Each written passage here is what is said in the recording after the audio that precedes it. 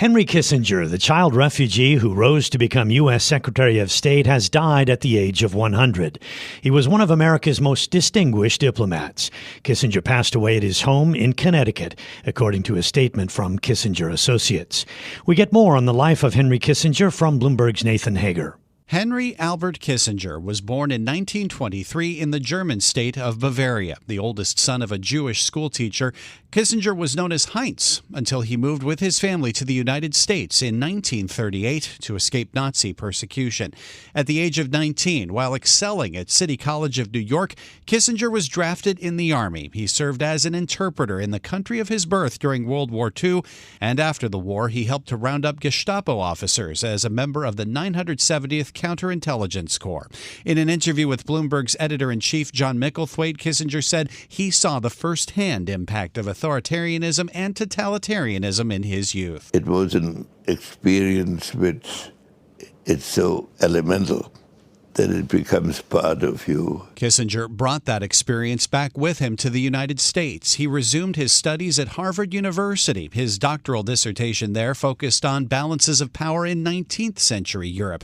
As a tenured professor at Harvard, Kissinger honed the conservative realpolitik worldview that would dominate his thinking on foreign policy for more than a half century. Kissinger also cultivated relationships with policymakers in Washington. That led him to the White House in 1969 as National Security Advisor to President Richard Nixon. Kissinger's secret trips to China in 1971 paved the way for arguably the greatest foreign policy achievement of the Nixon presidency, his own visit the following year. Knowing of President Nixon's expressed desire to visit the People's Republic of China, Premier Zhou Enlai, on behalf of the government of the People's Republic of China, has extended an invitation to President Nixon to visit China. The opening of China and an anti-ballistic missile treaty hammered out with the Soviet Union achieved what would become known as Kissinger's triangular diplomacy. But his penchant for secrecy would lead to controversy. Kissinger was the first person to serve as both National Security Advisor and Secretary of State at the same time. That allowed Nixon to run foreign policy more or less directly from the White House. The president summed up his attitude in a taped conversation with Kissinger about the Christmas Day bombing in Vietnam in 1972.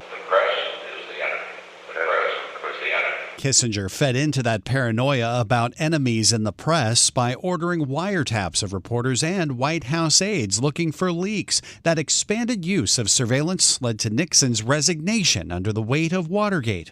But the weight of one major foreign policy decision would cloud Kissinger's legacy for the rest of his long life: the secret war in Cambodia. Kissinger orchestrated the operation that dropped more than 100,000 tons of bombs on North Vietnamese positions in the country. It helped lead to the rise of a genocidal Khmer Rouge regime after the war. But Kissinger would never stop defending his conduct in Vietnam, even against critics who labeled him a war criminal. Was there a better way at any one point? We didn't think so. I still don't think so, but I'm open to that argument, but what is meant by better? That pragmatic approach to the world as it is, rather than how policymakers might like it to be, would inform Kissinger's view long after he left public office and sought to wield influence as a private citizen. At the age of 88, Kissinger wrote the book On China, about the country he helped to bring back to the world stage. In a 2020 interview at the Bloomberg New Economy Forum, Kissinger warned of the risks of confrontation between the world's two biggest economies. Unless there is some basis for some cooperative action, the world will slide into a catastrophe comparable to World War I. Henry Kissinger worked to head off that catastrophe after he reached his 100th birthday, as President Biden sent cabinet secretaries to Beijing in 2023 to stabilize relations. The one U.S. diplomat that Chinese President Xi Jinping would meet face-to-face was the man he called an old friend to China, former Secretary of State Henry Kissinger. I'm Nathan Hager, Bloomberg Radio. We thank Bloomberg's Nathan Hager for that report. Kissinger sat down with Bloomberg editor-in-chief Jon Micklethwait on June 7th in New York City. They discussed his life and career upon turning 100 years old. The conversation ranged from his concerns that China could end up in a military conflict with the U.S. over Taiwan. all the way to the future of President Vladimir Putin after Russia's invasion of Ukraine. He spoke about how his own worldview was shaped by what he experienced as a Jewish teenager. He escaped Nazi Germany and what he saw in the concentration camps as an American soldier. Here's their conversation in its entirety. There are few living people who have had as great an impact on how the world stands today as Henry Kissinger. He has advised American presidents since the 1960s, stood toe-to-toe with the likes of Chairman Mao, Golda Meir and Vladimir Putin, changed the fortunes of countries in ways that are still admired, condemned and debated. 70 years ago, as a young man at Harvard, Kissinger wrote that in the life of every person there comes a point when he realizes that out of all the seemingly limitless possibilities of his youth, he has in fact become one actuality. One's journey across the meadows has indeed followed a regular path. Having just celebrated his 100th birthday, you might imagine Henry Kissinger's path is now set. In fact, he is plainly still involved in public life, still talking to leaders around the world. His legacy can be felt from Cuba to Cairo, but we've broken this interview into 3 geographic parts. Europe, where he was born, the United States, where he found power and fame, and Asia, which he transformed. And then we have a more personal epilogue to do with that legacy.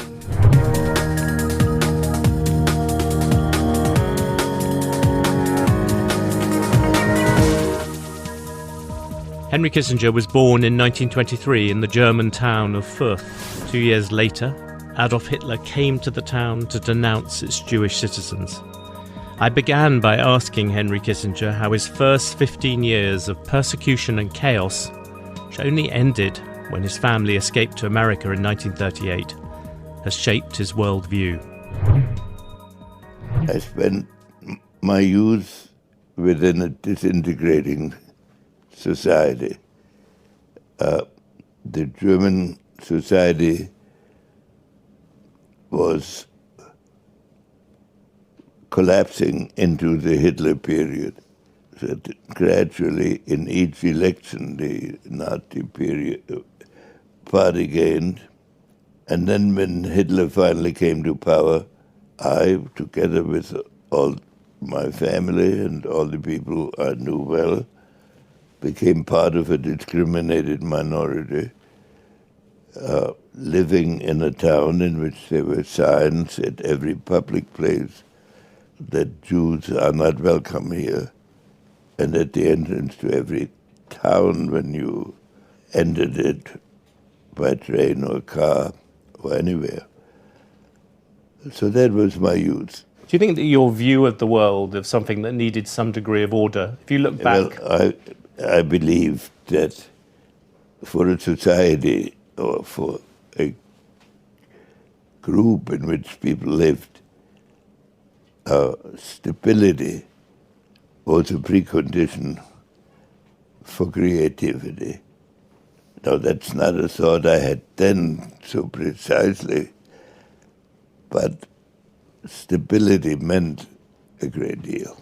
The next time you came back to Germany was in the war. You came back as a soldier, you fought in the Battle of the Bulge, you saw the concentration camps, you took part in this, the rounding up of Nazis, all by the age of like 24, 25. That is a hinterland that very few people in modern politics have. If you look at the people you dealt with, de Gaulle, Mao, all those people, they had seen warfare. Well, I came back to Germany as a rifleman in the 84th Infantry Division of the U.S. Army. And so I saw war in its most immediate form, under circumstances in which your fellowship with your fellow soldiers is your hope of survival. And everything depends on it. And I was lucky that my fellow soldiers of that period were from northern Illinois and southern Wisconsin, it was called the Rail Splitter Division after Lincoln. And so that was the environment. So then, as the battle neared the German border, during the Battle of the Bulge, I was transferred to intelligence, which was still at the front, but not right in it, about 2 miles back in the civilian population. But so I saw the impact of authoritarianism and totalitarianism in my youth, and of war in the next period. And so it was an experience which is so elemental that it becomes part of you, because it shows both the dangers, but also the sense of unity of a community when they believe in fundamental. We know today that German tanks were probably better than our tanks. But you could never convince American soldiers of this because they were convinced that if better tanks could be built, we'd be building them. And I've never forgotten that. For most of your life, you were dealing with world leaders who had somewhat similar experiences. You could argue, but they'd seen combat. But the last American president to be in that state was the first President Bush. You look around the leaders of the Western world now, they're all people, some of them closer to my age than yours, who've never seen those things. And I wonder whether you think that makes a difference to world politics. Do you worry about that with today's leaders? I think that leaders who have not had an experience of catastrophe or at the edge of catastrophe sometimes believe they have more options than they really do. Interesting. And that is characteristic of our time, especially in the West. Because the one exception possibly is Xi Jinping, because he went through the Cultural Revolution, didn't he? So he would have had some experience of the terror that you would have seen. Well, for Xi, a crucial experience was living in a cave with his father after his father, a Red Army leader, was purged by Mao. And in his conversations before he became president, he would refer to the fact that this experience made him strong.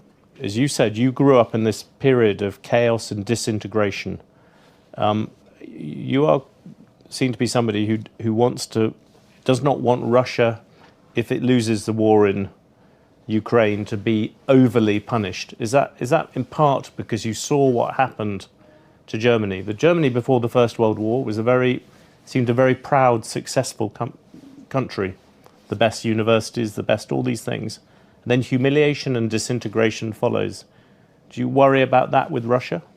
I worry about the fact that Russia has been an integral part of European history for 600 years.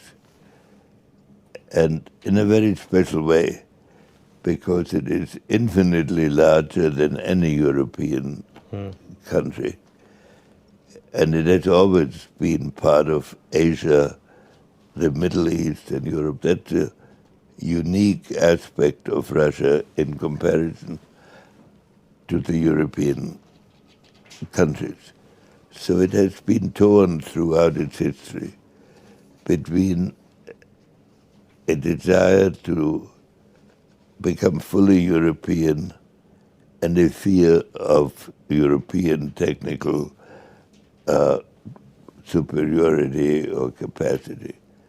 Europe will become more stable, the world will become more stable when Russia accepts the fact that it cannot conquer Europe, but it has to remain part of Europe by some sort of consensus, as other states do.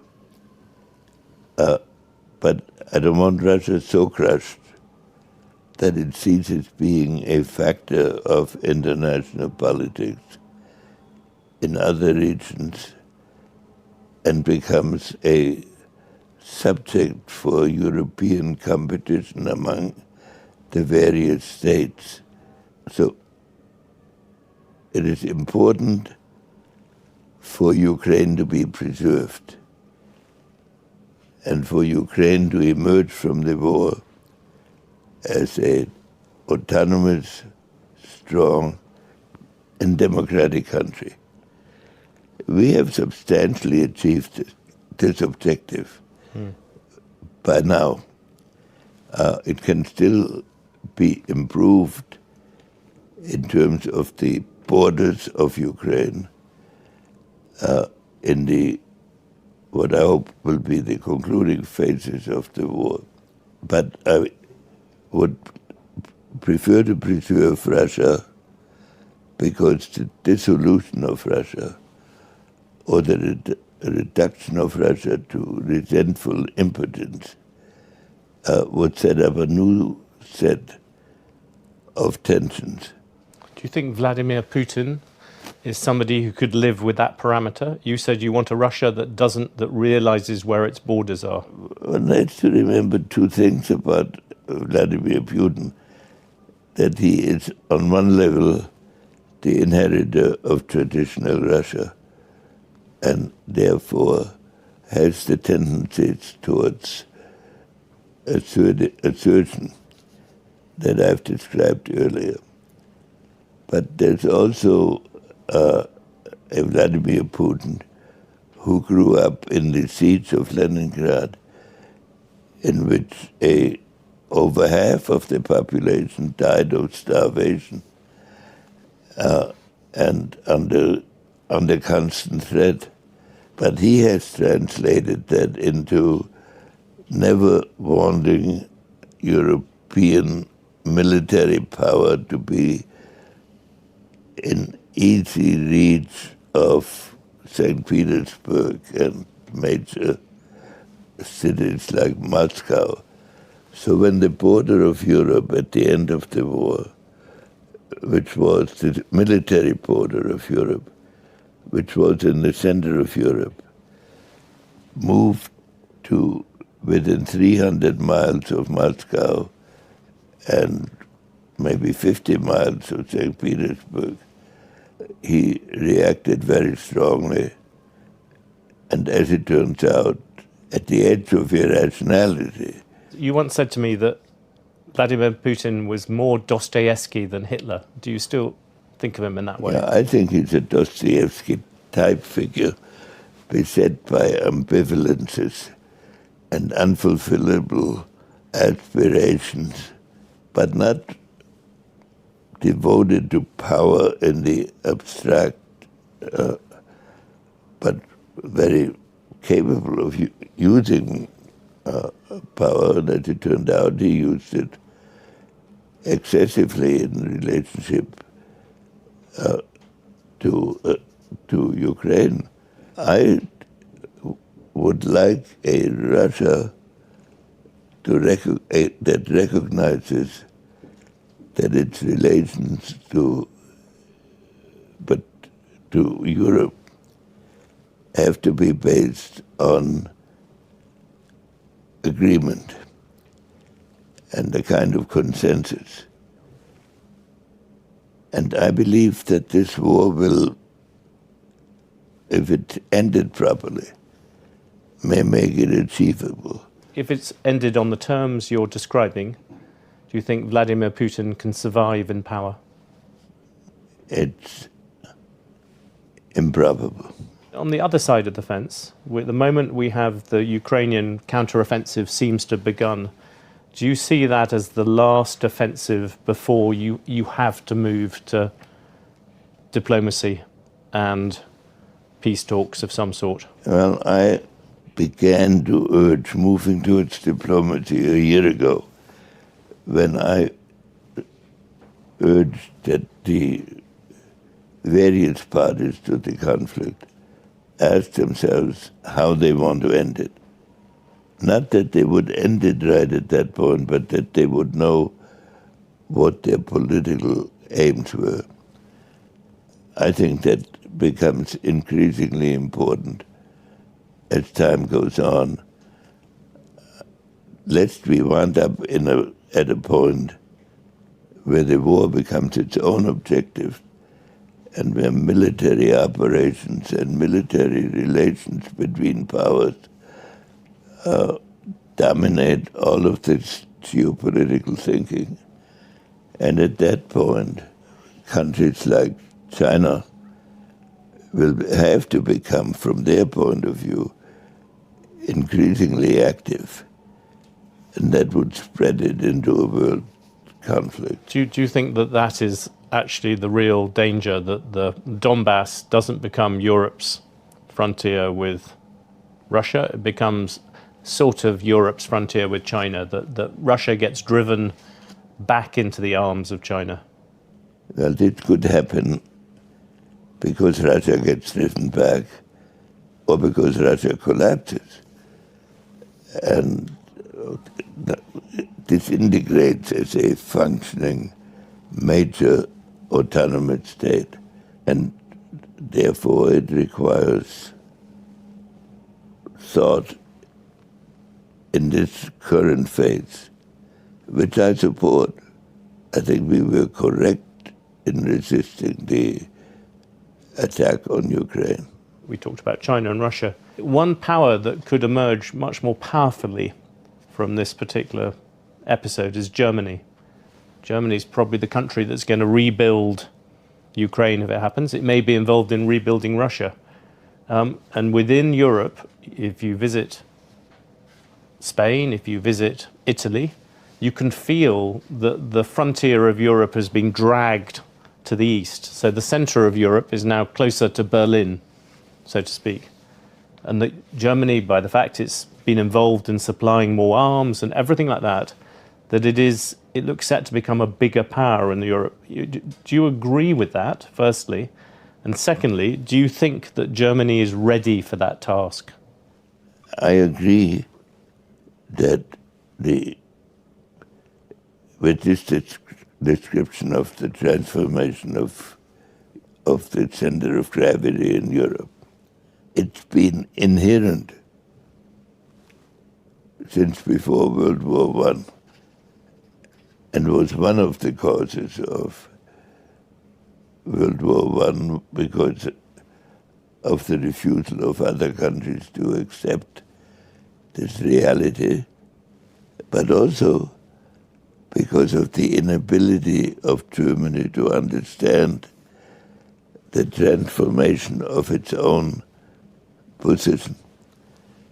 Because the leading country has to be an example of moderation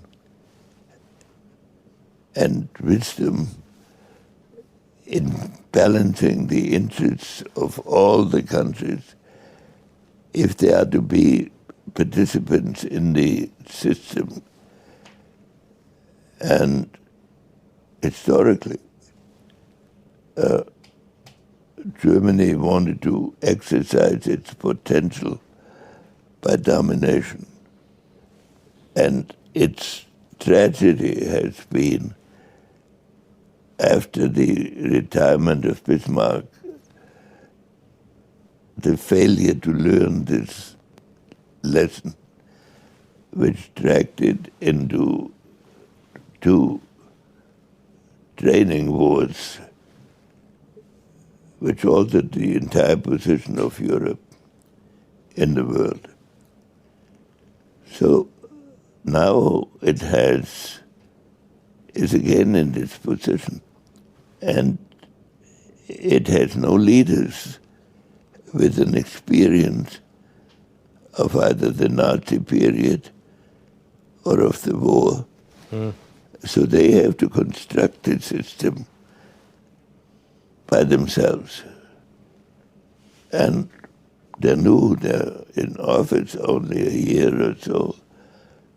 And this is not a reflection on their abilities, but a description of a new challenge for them that hasn't existed in that form before.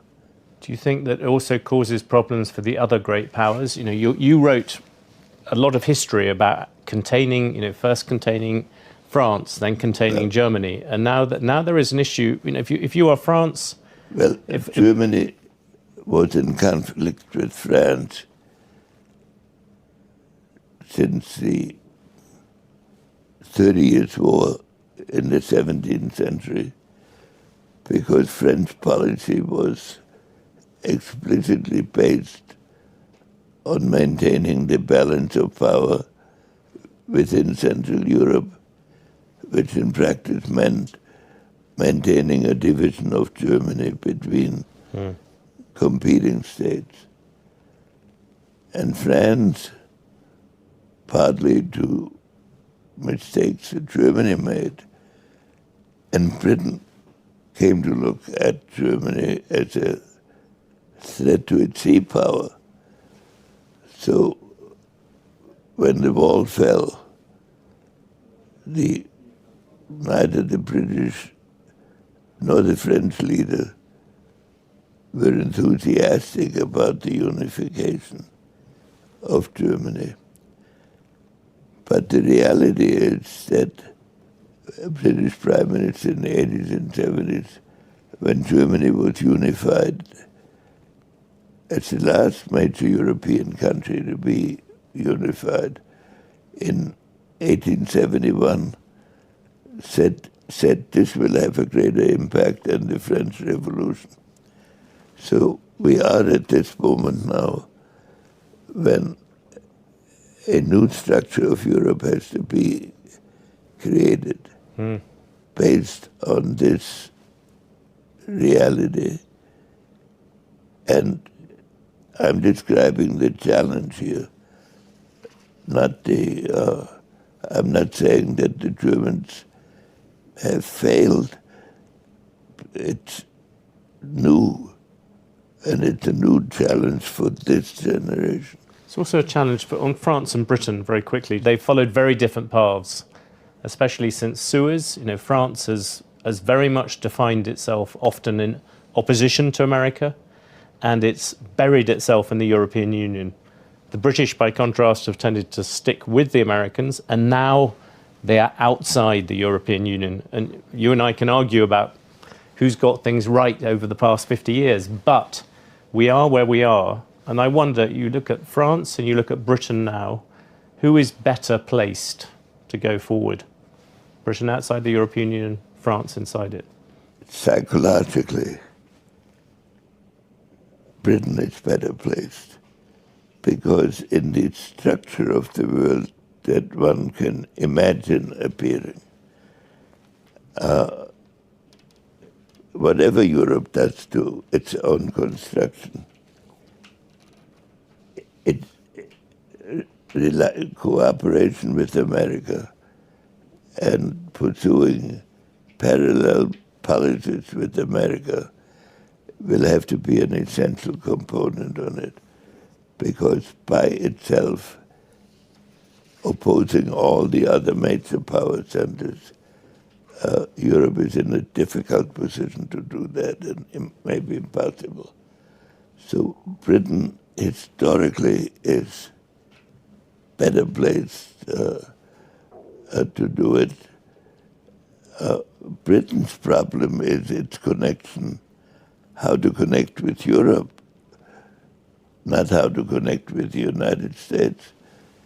It has the history of the special partnership and an instinctive fear in Britain that the danger comes from across the oceans and comes from across the water, while in Europe the instinctive fear is the danger comes from land invasion. So for Britain to link to Europe has turned out to be not possible organically. So it now has to be done by policy. And I think that... So you actually think Britain would, might disagree with you on this, but you think that Britain is sort of psychologically happier outside the European Union? Yes, I think it is. And I think it's also a great opportunity for it to act as a link between a unifying Europe and America. You're listening to a special conversation with distinguished diplomat and former U.S. Secretary of State Henry Kissinger. We'll have more of that conversation next. Henry Kissinger has died at the age of 100. We're listening to a special conversation he had with Bloomberg editor-in-chief Jon Micklethwait not too long ago. He discusses his life and career. Let's hear more of that conversation now. America has never been true to itself unless it meant something beyond itself. Henry Kissinger said those words about his adopted homeland in 1973. He first arrived in the United States in 1938 as a 15-year-old refugee. I began the second part of our conversation about the United States by asking if his life story was uniquely American. Could he have achieved what he has done anywhere else? Absolutely uniquely American. I was at a dinner in Germany where the German Chancellor of the Democratic Germany was present, and the American ambassador rather amazingly asked the Chancellor what would have happened to me in Germany if I had survived into this period. And he said, I would be a junior professor in Munich at Munich University. That brings us very nicely to the next phase of your life. You go to Harvard. I think at different times of your life, you had thought about chemistry and being an accountant, which is a wonderful image. But one of your mentors, Fritz Kramer, had a phrase about you were musically tuned to history. You go to Harvard, and the other kind of great figure of your youth, Bill Elliott, a professor at Harvard, directs you towards the philosophy of history, rather than just history itself. And that's where you get all the Kant or the Spinoza. Is that a really important difference? You've always been obsessed not just by history, but the ideas behind it. Later on in life, my views and those of many of the academic community at Harvard can be charitably described as not parallel. But in that period of my life, which in a funny way was a second immigration into America, the first from Germany and the second from the army, Harvard played a very important role because it gave me confidence, or inspiration, it's a better word, into the direction. I was sort of divided. I was doing extremely well in chemistry, mostly based on memory. And I went to see the head of the chemistry department. His name was Professor Kistiakowski, became a very well-known figure. And I asked him whether I should major in chemistry. And he said, if you have to ask me, no. And so this then, but I was on that other course already inwardly. It gave me the confidence to do it. The philosophy, I was most interested at first in philosophy, in theory of knowledge and theory of values. But history is a way to combine the inherent uncertainties of philosophy, inherent because so far no absolute answers have ever been found by any civilization, with the results of what actually happened. And so as I progressed in development. I became philosophy of history became my dominant theme. And I think if one reads my books, that theme runs through all of them. Where in your life has that idea of the philosophy of history been the ideas been most challenged by reality? You know, you've said that history is interesting because you get reality conflicting with the ideas. Life is torn between managing the present and the evolution of the present, so that in individual lives, and of course magnified into society's lives, there's always the ambiguity that emphasis on the present leads to stagnation, and that therefore everything else around you will outstrip that society. And so how to strike that balance between ultimate values and what reality imposes on you.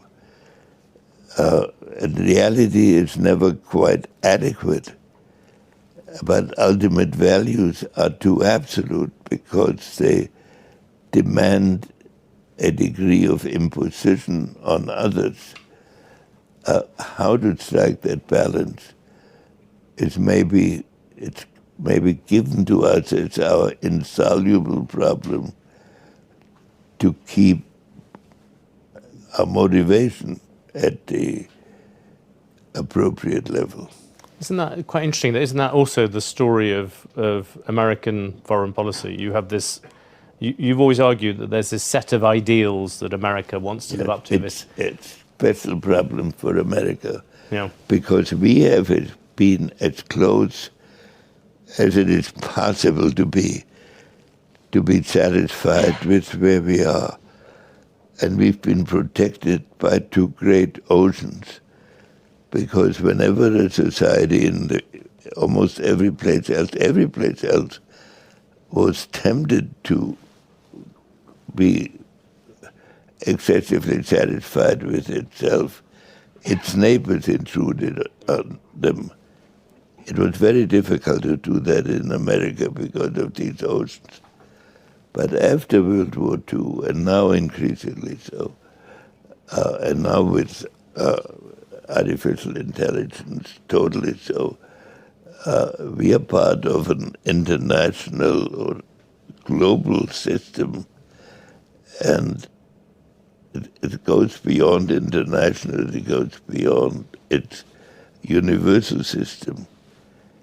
And we have simultaneously to adjust to that and conduct a day-to-day policy with countries that have the same situation, and with other countries that grow up to our level of achievement that's never existed before in history. You've always said America should balance a sort of shining city on a hill complex with reality, and you look at the last Cold War, And America won it by kind of singing a song of liberty, of those ideals, but also by doing really basic things, helping people, the Marshall Plan and things like that. If you go to America's allies, they will say America doesn't talk about those ideals any longer. It just talks about America first. And in terms of trade deals and things like that, America isn't, it's not even doing trade deals with its allies in either Asia or Europe. So that America, in a strange way, is more disconnected from what it should be than it has been. Well, actually, in fact, America is not more disconnected. It's probably more connected than it's been in what is considered the great period of American history, except that during the Marshall Plan, at the end of World War II, all this was new.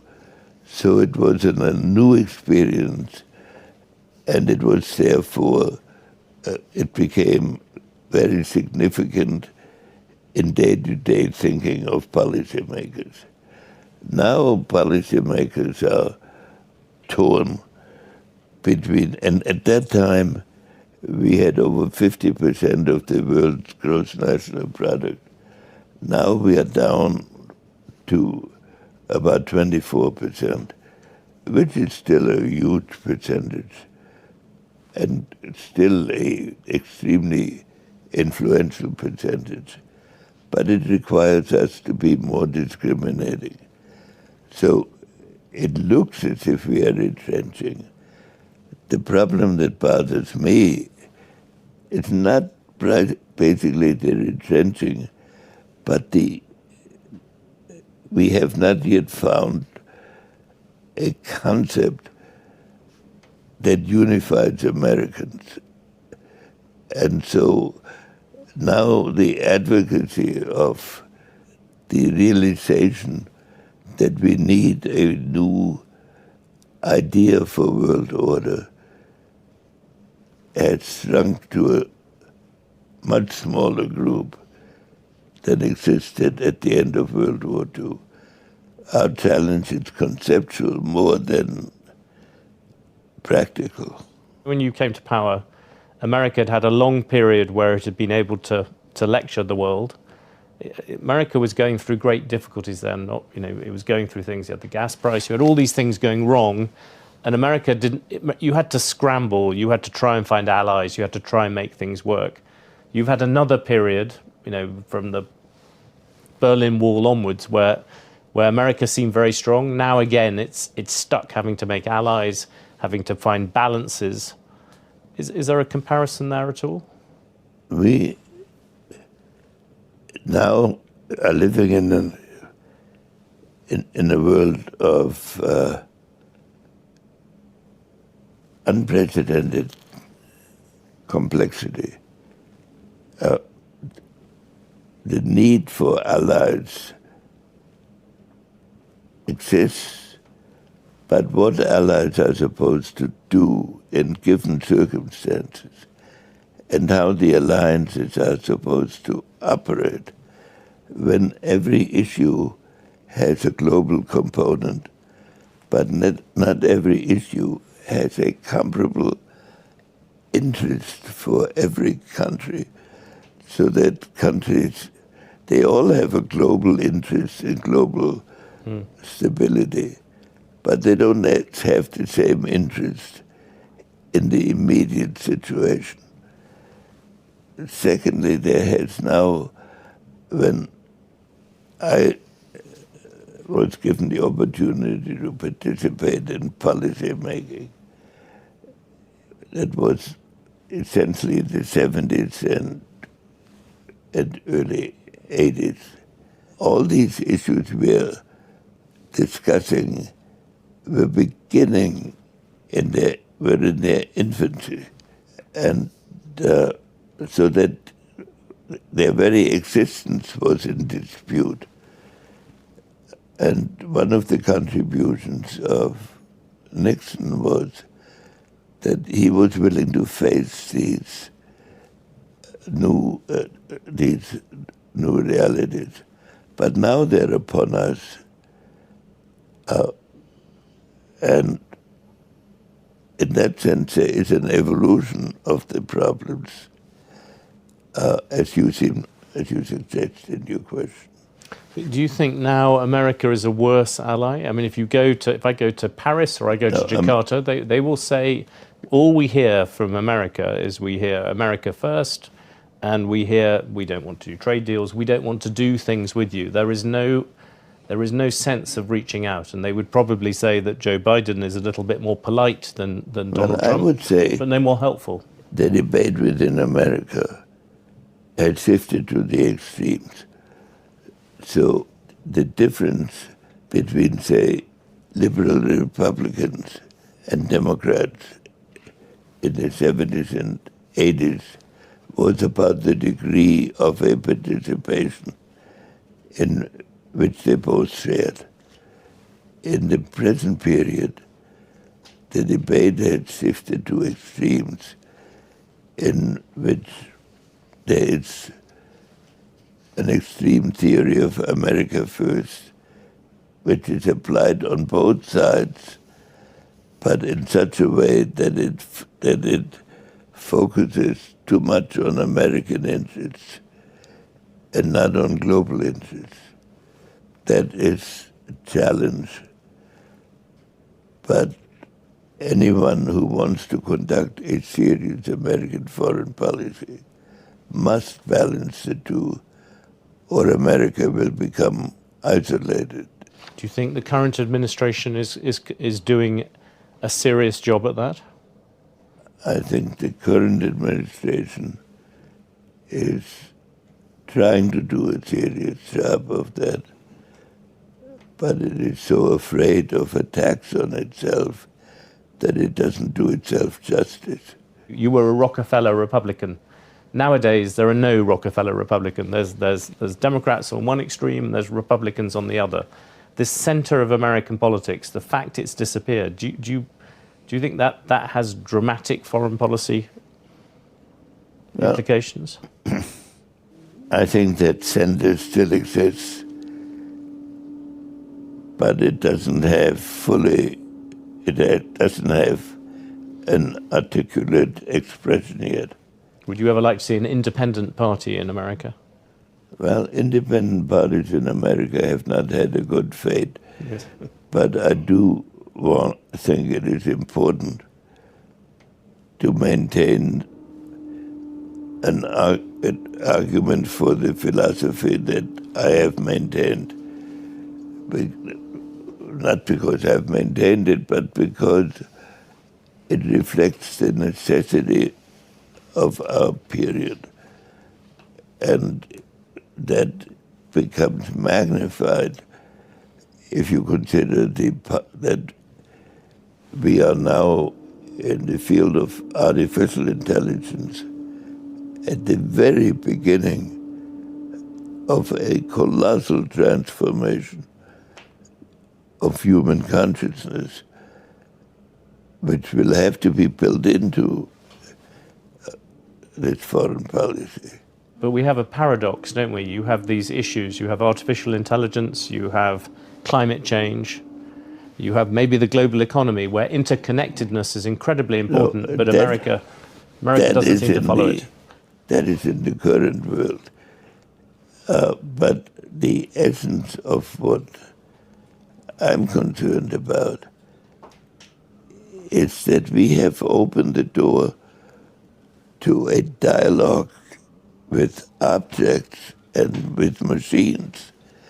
That when the printing press was invented, it transformed the human consciousness and set off what we call now the Enlightenment, which has been going on for 500 years. Now these machines. What is the essence of these machines? We ask a question of these machines. These machines are then capable of encompassing all the knowledge that we have taught them, but that we cannot contain in one brain or one machine. Look at it, give us an answer, and we act on the basis of that. That is a new reality that will be studied for decades, like the old new reality was when the printing press permitted exchanging information easily. But the printing press was at a time of nation states, or where nation states were coming to the fore, where you had an immediate need to interact with other ones. It was part of what appeared. AI is coming part, as you described, in America, which doesn't have borders. No, but I think America will be driven by reality into studying and so will all other countries. It's not an American thing, but it's become a high-tech thing. So therefore, it will be a dialogue between, therefore the dialogue between America and China will become more important, even more crucial. But it will change the way we interpret reality, because due to our achievements, we have found the key to a new aspect of reality which we didn't know existed. One last thing on America. Given the huge complexity of what you've described, do you think that a presidential election between Joe Biden and Donald Trump offers somebody who is capable of dealing with that degree of complexity? It's going to be very difficult. It's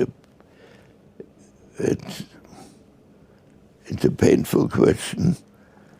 We have to live with what exists.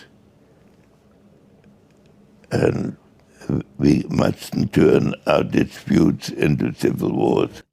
You're listening to a special conversation with distinguished diplomat and former U.S. Secretary of State Henry Kissinger. We'll have more of that conversation next.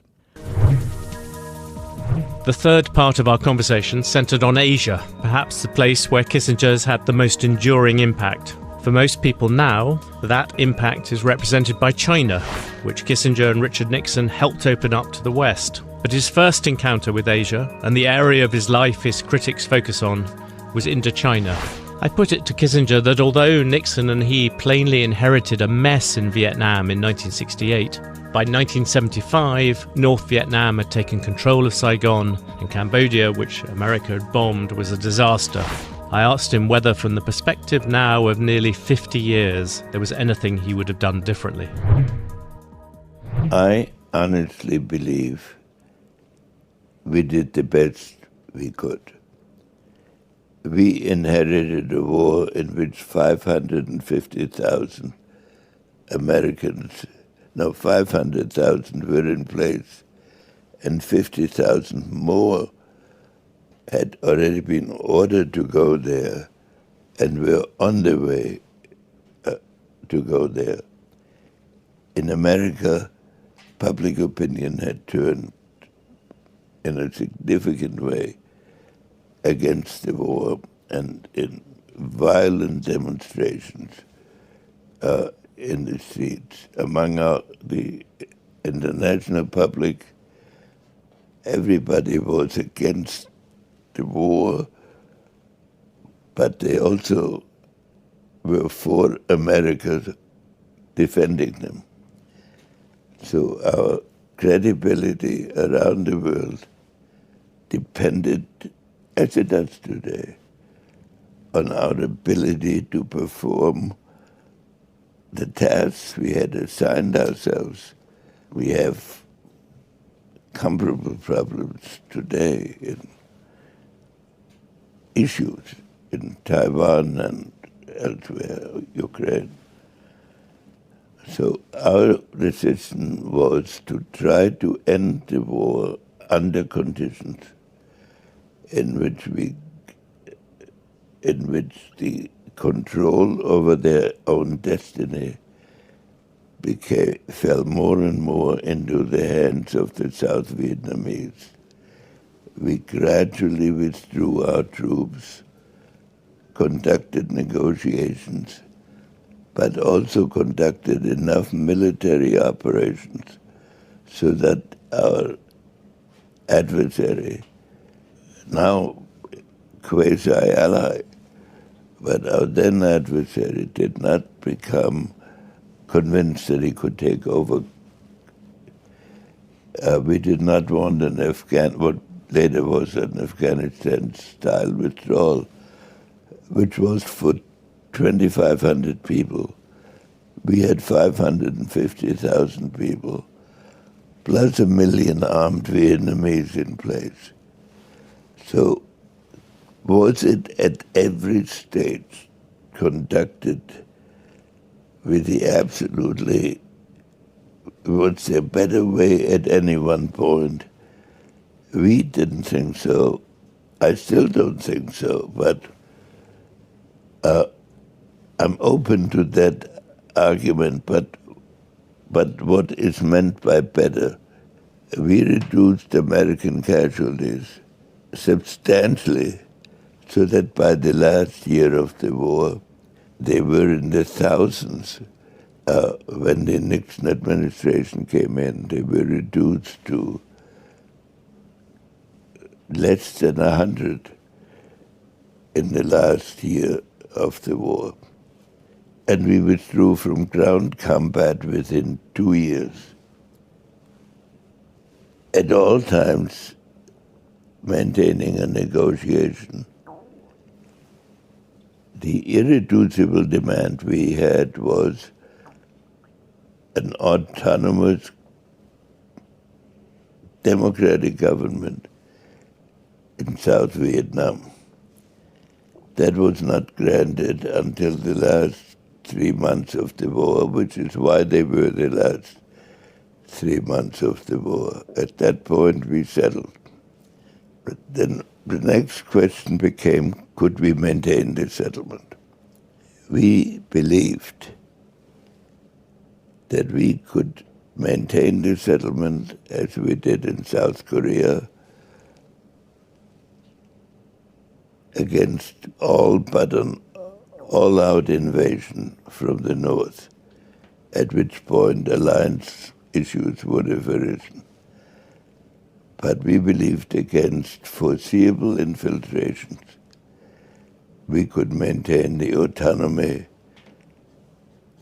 of the government, and we could maintain it against even significant attacks. But then Watergate occurred within 2 months of the settlement.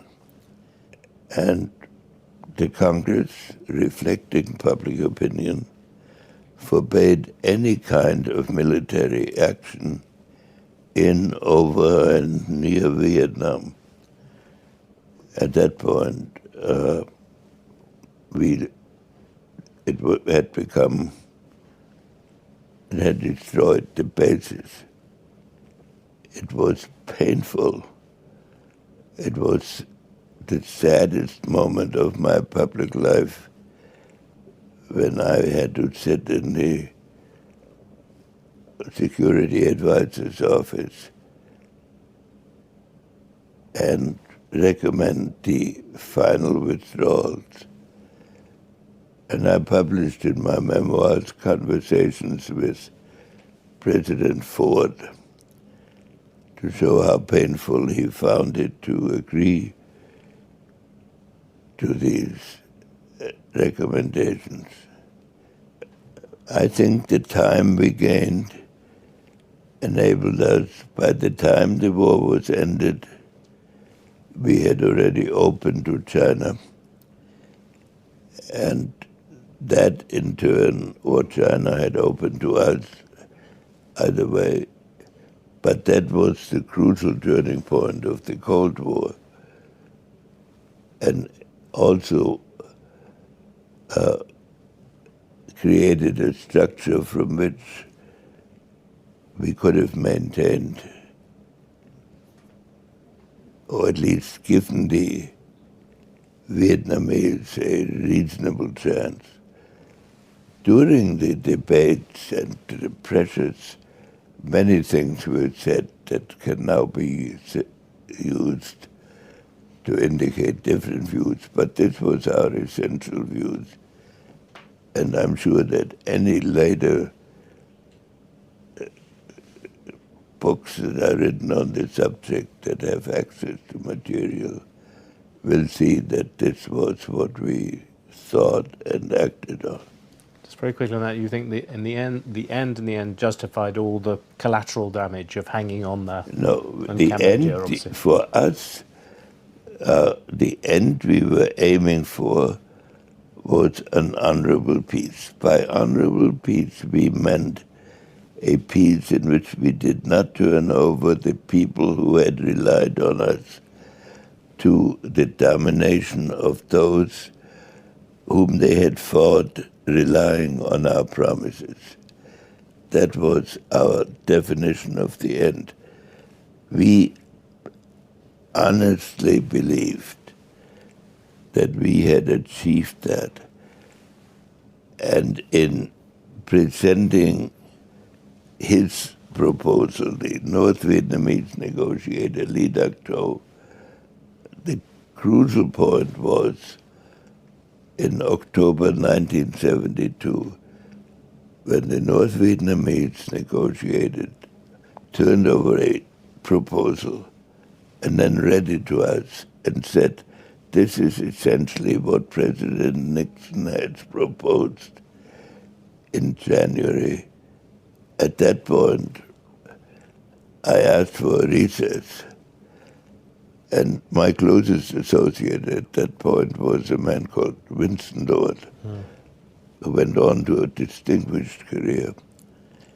And he had thought of resigning at the time we fought in Cambodia.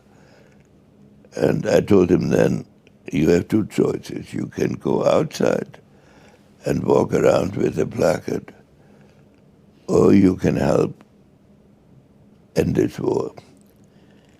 And so at that moment, I turned to Winston, who was just Americans at that point, and I turned to him and I said, we've done it.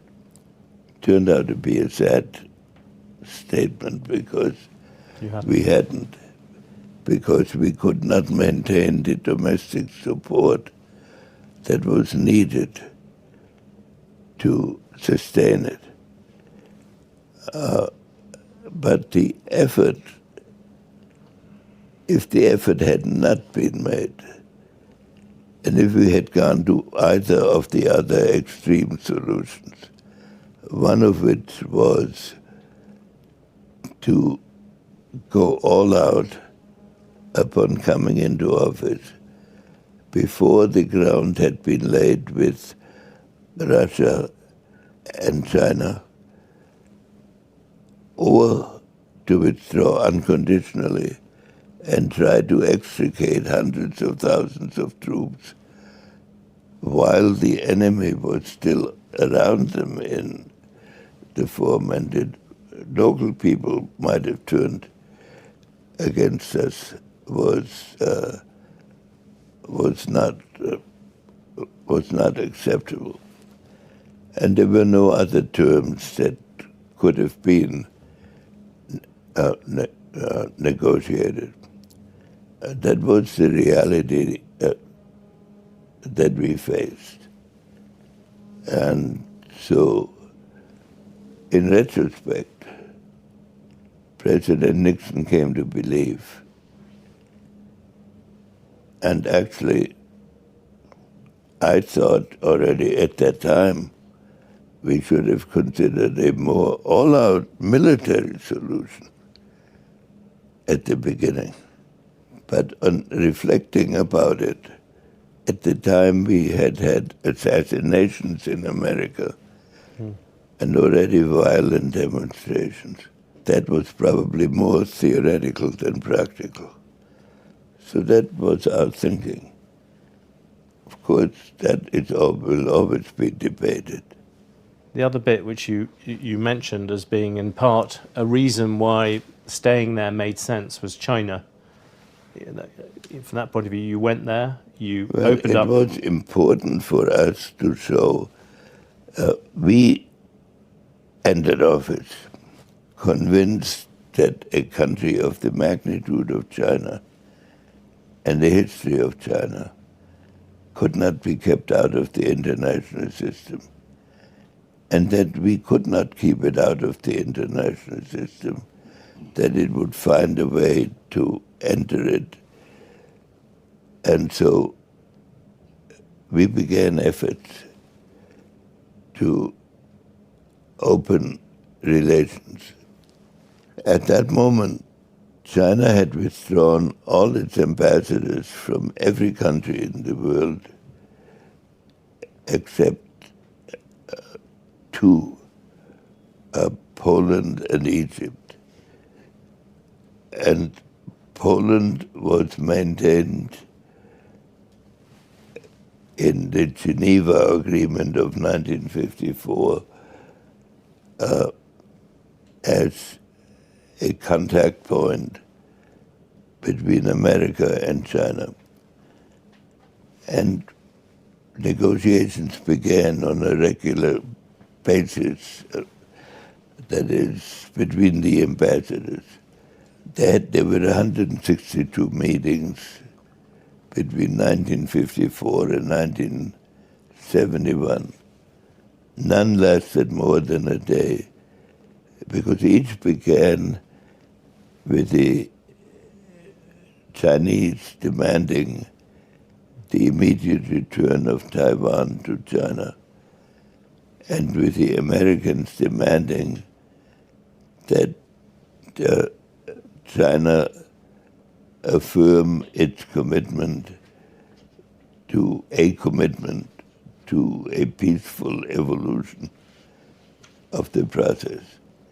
Neither demand was accepted, and so we began from that basis, and then went through many contortions to establish contact and exploring many ways of possibly doing it, and finally found a way when President Nixon told Yaqub Khan in Pakistan that we wanted contact, that to convey to the Chinese that we wanted a real dialogue. And we emphasized it by sending an ambassador in Poland, the ambassador in Poland, to approach the Chinese ambassador at any social function to which all ambassadors were invited, which turned out to be a Yugoslav fashion show, which one normally doesn't associate with Yugoslavia. No. But we approached him, and it was at that moment the ambassador, a few weeks later, drove up to our office, to our embassy, and said they were ready to begin negotiations. Those are the contortions through which things were conducted at the time. But from there, we worked together with China on the specific problem of enabling a dialogue which gave Russia something additional to think about, and then led to the easing of the Cold War and the culmination of the Vietnamese agreements, and to subsequent evolution of Chinese-American relations. There's always a metaphor where I think the first time you said we were in the foothills of a new Cold War, and then we went up to the mountain passes, then the world was on a precipice looking over. But each time we talk, the relationship between America and China seems to be worse. Is that true today? I'd say we are now at the top of the precipice. And one of the big problems is both sides need to step back from it simultaneously. If one of them steps back, it risks falling. So both have to decide to take the tension out of the situation. But there is an inherent difficulty in that relationship. China has been a great country for much of its history, but in the period that prior to the resumption of relations, in the terms of measuring power, China was much weaker than the United States. Its capacity was to stir up difficulty all over the world by using its diplomatic and potential commercial influence. As China grew in strength, which was inherent in opening the relationship, it gained the capacity of threatening the United States in the nature of modern technology. And the nuclear age, from the beginning, raised the issue that countries developing nuclear weapons and the capacity to deliver them were able to inflict the amount of damage that would normally require years of warfare, so that therefore their capacity to influence actions by threats grew. That was the dilemma of the nuclear age to begin with. And it was one reason why many of us thought negotiations for the reduction of that threat were important. So, with respect to Chinese-American relations, as China grew stronger, and as the American debate became more complicated, as we've discussed earlier, and as the Chinese governments changed over the years, the tension became harder and harder to manage. And on the American side, it became a subject which it had not been of domestic politics, so that candidates are now influenced by the degree to which their opponents can accuse them of selling out to China. So that is the current problem. However, and it is a unique situation in the sense that the biggest threat of each country is the other. That is, the biggest threat to China is America in their perception. And the same is true here. That the biggest threat. On the other hand, wars have become either unwinnable with the advanced weapons or winnable only at costs that are out of proportion. And so I support efforts to negotiate with China, and I've been urging them. There's one interesting thing you said. You pointed out that in America, the politics has changed because successive leaders and in elections people fight. In China, you've had one leader. You've had Xi Jinping now for over 10 years. So the fact that it's got worse in China, is that his fault? What is, has he gone in the wrong direction? Well, what he has done is the so-called wolf diplomacy, in which Chinese diplomats were urged, in effect, to throw around their weight. In relations with, say, Australia, which of a dramatic reduction of Chinese trade because of some political and other statements that had been made. It's a problem a little bit comparable to what we discussed before about Germany before 1914, that Germany suddenly became a great power. And after Bismarck, its first chancellor, did not know how to apply it in a way that translated into diplomatic results. You described Deng Xiaoping, for instance, as a great man. Do you think of Xi Jinping as a great man? Well, Deng Xiaoping had finished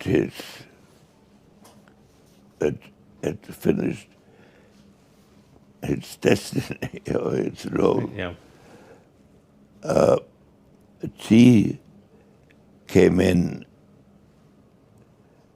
after a cultural revolution which wiped out many of the experienced leaders. And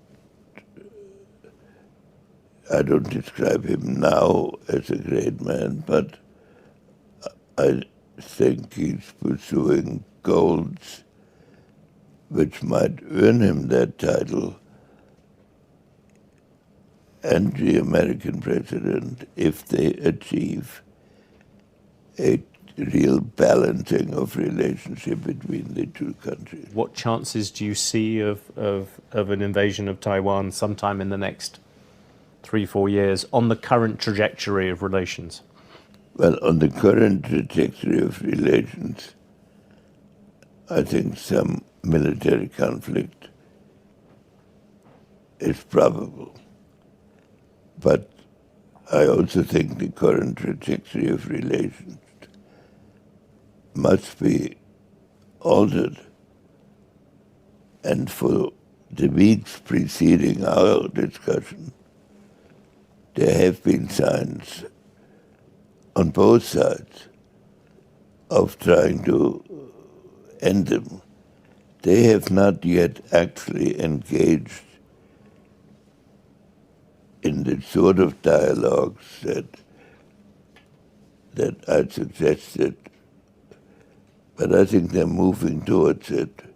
And I leave my mind open in relation to the outcome.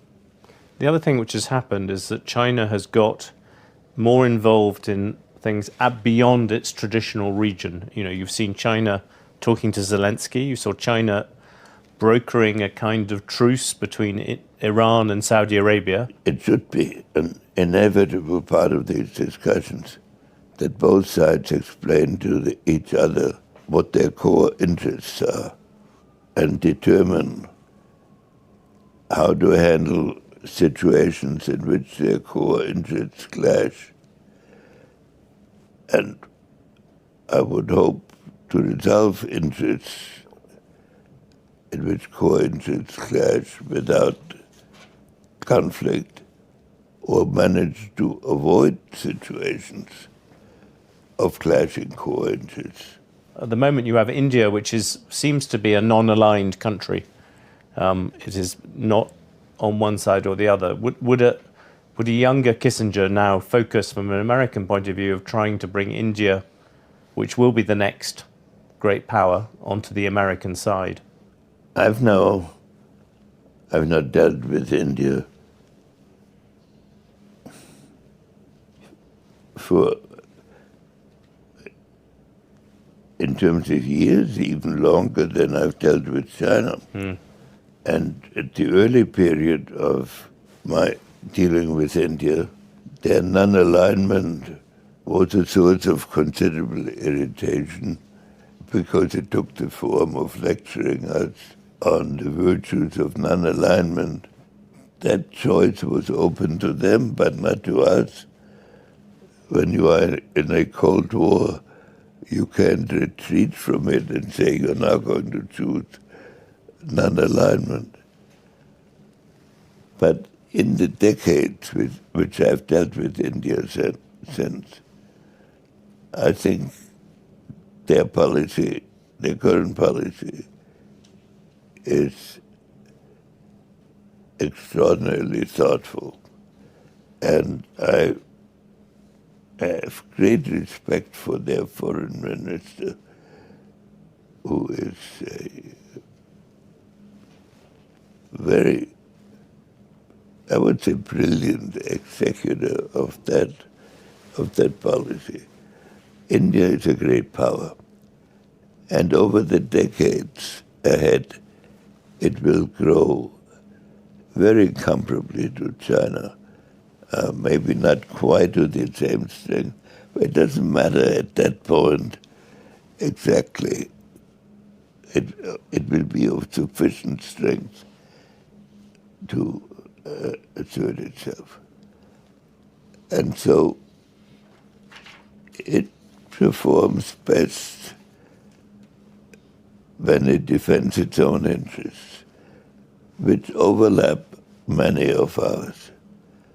Our interests as a great power are to prevent any country from dominating the world or its regions in such a way that we lose our influence to achieve important objectives. You're listening to a special conversation with distinguished diplomat and former U.S. Secretary of State Henry Kissinger. We'll have more of that conversation next. The final part of our conversation focused on legacy and the personal side. Henry Kissinger has remained a pretty private person. In an age where leaders like to play on emotional narratives, he has, as we shall shortly see, tended to suppress his backstory, even when it might win him sympathy. One constant in the 3 decades that I've known him has been football. His first question on seeing me was why had Leicester City, my football team, just been relegated from the Premier League.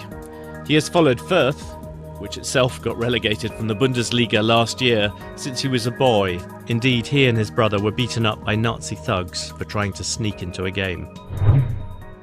You have lived 100 years, and Fürth is yet to win the Bundesliga. How long would you have to live for that to happen? It would come close to the definition, to giving us a definition of infinity. I've read a lot of things you've written, and nothing quite as sort of powerful as this. And it was in Neil Ferguson's book. It was a private essay you wrote when you visited Arnhem concentration camp when you were aged, I think, just 22.